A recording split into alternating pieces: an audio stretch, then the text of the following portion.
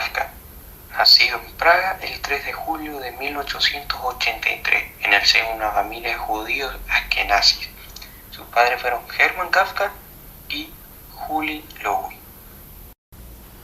El pequeño había recibido su nombre de pila en honor al emperador Francisco José I. Era el mayor de 6 hermanos. 2 de ellos, George y Heinrich, fallecieron a los 15 y 6 meses de edad respectivamente antes de que Franz cumpliera los 7 años. También tuvo 3 hermanas, Gabriele, Valerie y Otile, con la que tuvo una mayor relación. El joven Kafka cursó sus estudios primarios entre 1889 y 1893 en la Deutsche Knabenschule, ubicada en la actualmente llamada Masna Ulisse. Cursó educación secundaria entre los 10 y los 18 años en el riguroso Instituto de Enseñanza Media Imperial Real, situado en el interior del Palacio Kinsky en la plaza de la ciudad vieja de Praga. Completó sus exámenes de matura en 1901. Él leía ávidamente a Nietzsche y a Darwin. Sentía verdadero entusiasmo por el socialismo y el ateísmo. Hacia los 14 años, realizó sus primeros intentos como escritor. Aunque destruyó los textos, llegó a percibir la diferencia entre sus trabajos y los de sus compañeros de clase, sobre todo en el aspecto formal. Tras aprobar el examen de bachillerato en 1901, comenzó a estudiar química en la Deutsche Karl Ferdinand Universität de Praga, pero abandonó luego de 2 semanas. También probó historia del arte y de la filología alemana, aunque finalmente, obligado por su padre, estudió Derecho, obteniendo así un doctorado en leyes el 18 de junio de 1906. Mientras estudiaba, participó en la organización de actividades literarias y sociales como miembro del Club de la Sala de Lecturas y Oratoria de los Estudiantes Alemanes.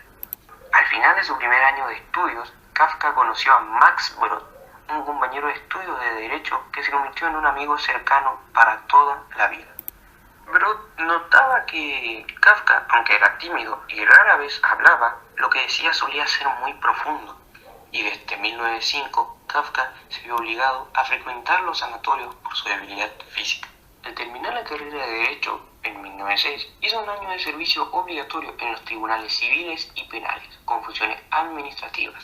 Tras ello, entró como pasante en la Casa Italiana de Seguro de Accidentes Laborales Assicurazioni Generali. Tras abandonar la compañía de seguros en 1908, consiguió un trabajo en la compañía Arbeiter Unfallversicherungsanstalt für Königsgrätz-Böhmen, en la que estuvo hasta su jubilación anticipada en 1922 por causa de la tuberculosis. Kafka solía salir del trabajo a las 2 de la tarde para tener tiempo para dedicarlo a su trabajo literario, al que estaba comprometido, aunque su padre se refería a este trabajo como Brotberuf, un empleo solo para pagar las cuentas. El horario cómodo le permitió dedicarse a escribir. Ese trabajo burocrático que desempeñó con competencia le dio muchas ideas para su obra literaria. Durante ese periodo también encontró interés y entretenimiento en las representaciones del teatro yiddish. Después de ver actuar a una compañía del teatro en octubre de 1911, durante los siguientes 6 meses Kafka se sumergió en el idioma yiddish y en la literatura yiddish. Ese interés también sirvió como punto de partida para su creciente exploración del judaísmo. Fue por esta época cuando Kafka se hizo vegetariano. En 1912, Kafka tomó conciencia de ser escritor. Escribió en unas increíbles 8 horas El juicio y a finales de noviembre de 1912 terminó Contemplación, una colección de 18 relatos que previamente habían aparecido dispersos en diversos medios. La aparición de este libro le dio a conocer como escritor. En 1913 escribió Consideración y en 1915 una de sus obras más conocidas, La Metamorfosis.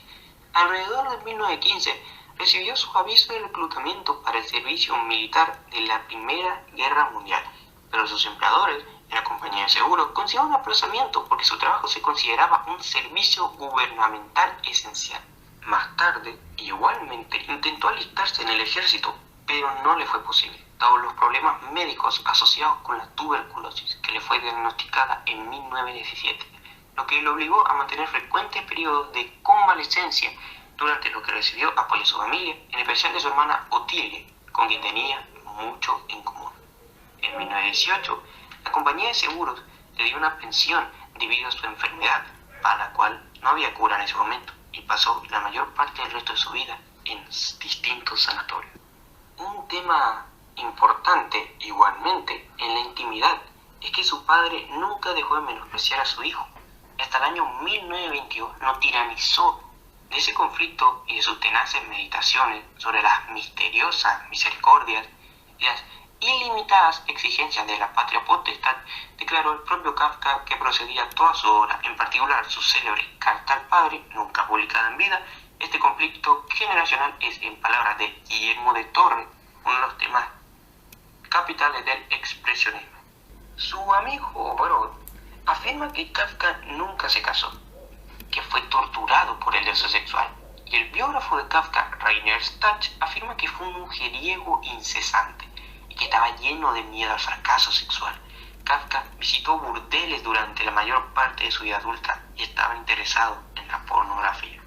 Aunque entre 1913 y 1917 mantuvo una difícil relación con Felix Bauer, que dio origen a una correspondencia de más de 500 cartas y tarjetas postales. En el primer año, escribió al padre de Félix justificándose. He cegado a su hija con mi escritura, sea como fuere.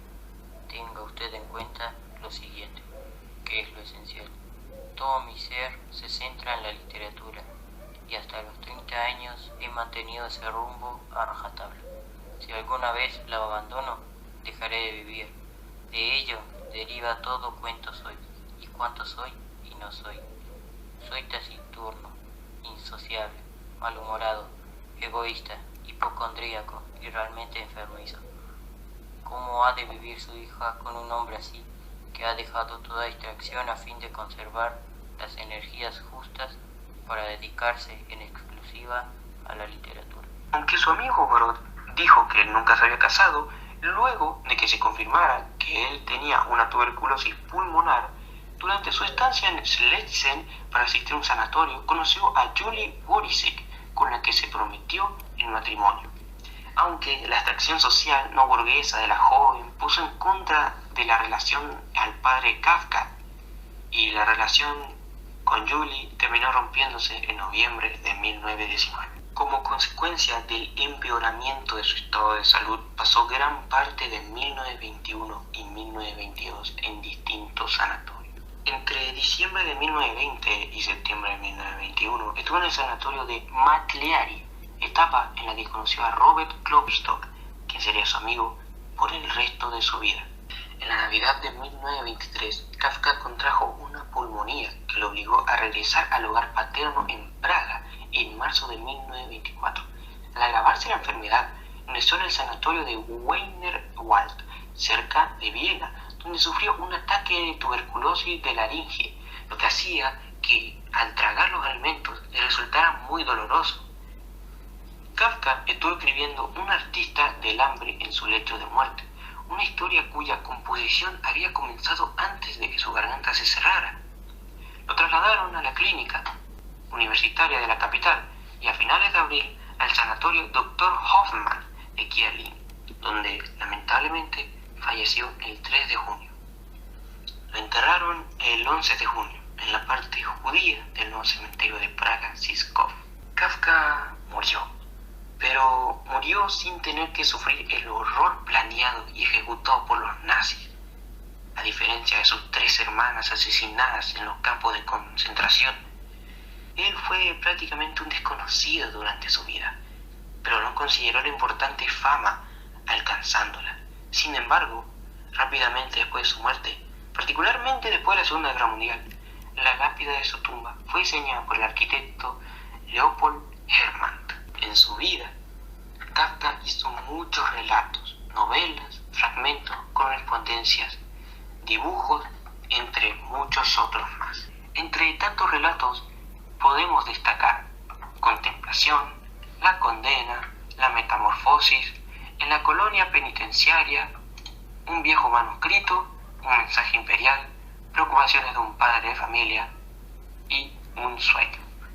Kafka no tuvo tuvo mucha relevancia o influencia en vida, aunque luego de su muerte muchos escritores lo elogiaban bastante y lo ponían por encima de otros muy grandes escritores.